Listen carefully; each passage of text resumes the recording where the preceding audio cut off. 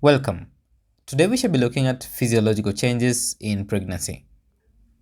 During pregnancy, a woman's body undergoes various changes, both physiological and anatomical, necessary to meet increased metabolic needs in order to support the growing fetus for its harmonious development and also to prepare the body for birth. It has been observed that the first changes appear during the first trimester of pregnancy and they intensify once the final term is reached and return to normal weeks after birth. These changes serve to support a growing fetus and maintain a maternal balance. A strong grasp of these transformations helps us to avoid clinical misjudgments and enables proper management of pregnant patients.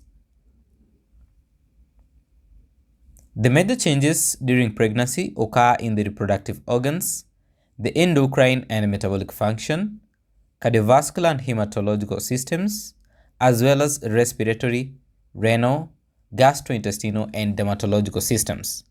Each of these adaptations plays a critical role in sustaining both the fetus and the mother throughout pregnancy. Let us focus on the changes based on the systems.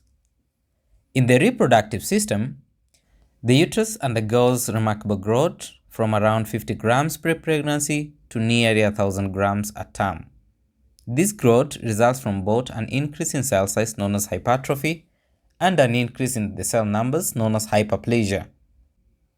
It also undergoes structural segmentation into the upper and lower parts, and as well, the muscle layer adaptations occur to support fetal development.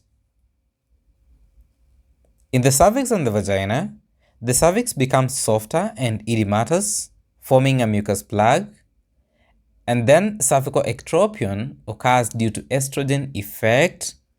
The vagina mucosa thickens, with the pH becoming more acidic, ranging between 3.5 to 6.0.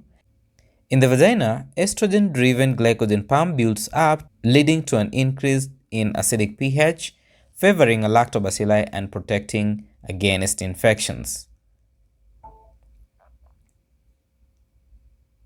Breast enlargement is common, particularly in the first pregnancies, due to ductal and alveolar growth. The areola darkens, the Montgomery's gland enlarge, and the colostrum, which is an early form of milk, may start to appear by the 12th week of gestation.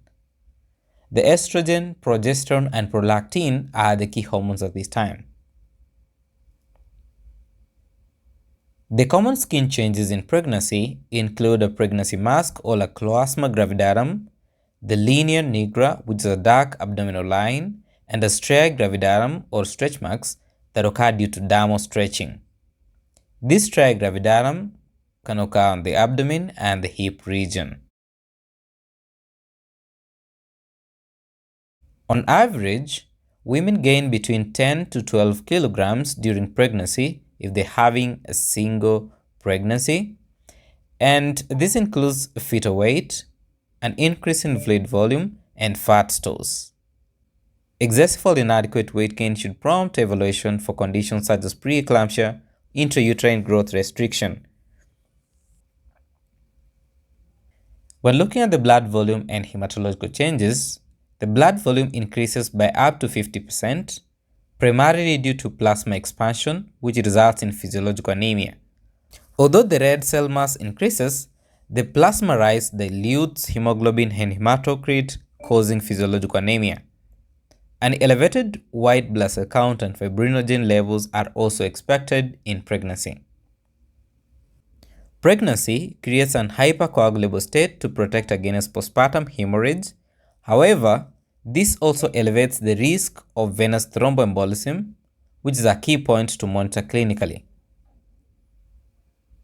In the cardiovascular system, the cardiac output increases by 30 to 50% and peaks between 22nd to 28 weeks of gestation. The heart rate increases by 10 to 20 beats per minute, with an increase in the stroke volume of up to 10%. The mean arterial pressure reduces by 10 millimeters of mercury, and physiological murmurs may be present during auscultation. These mothers will experience supine hypotension syndrome, Undergravid uterus compresses inferior vena cava, reducing the venous return, therefore causing hypotension and syncope at times. To manage this state of supine hypotension syndrome, we need to ensure our patients lie on the lateral side or lateral positioning.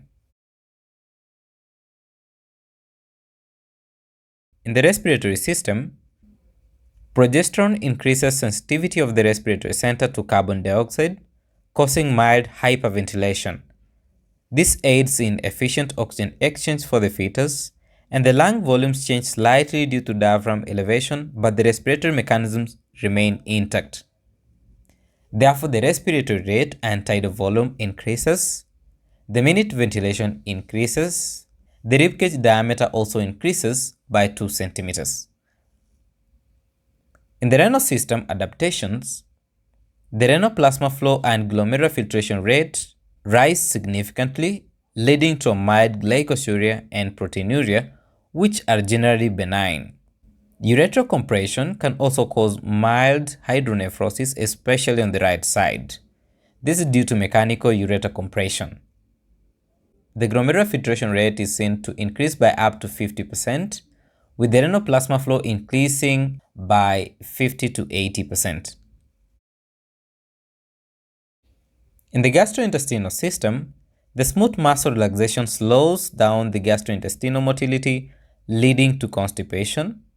A relaxation of the lower esophageal sphincter may cause a reflux, and a gallbladder stasis increases the risk for gallstone development or cholelithiasis.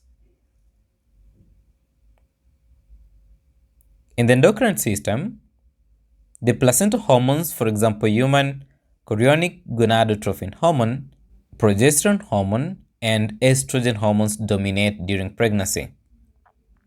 The thyroid binding globulin increases, therefore increasing the total T3 and T4 levels in blood, and an insulin resistance as well increases, leading to a development of a diabetogenic state. The placental hormone of a human chorionic gonadotrophin hormone acts as a signal of pregnancy and stimulates progesterone release. With progesterone presence, there is an increase in uterine relaxation, placenta growth, and breast development. Estrogen hormone is also responsible for uterine growth, labor preparation, breast development, and fetal development. And lastly, relaxin hormone is responsible in inhibiting contractions and relaxing the pelvic joints.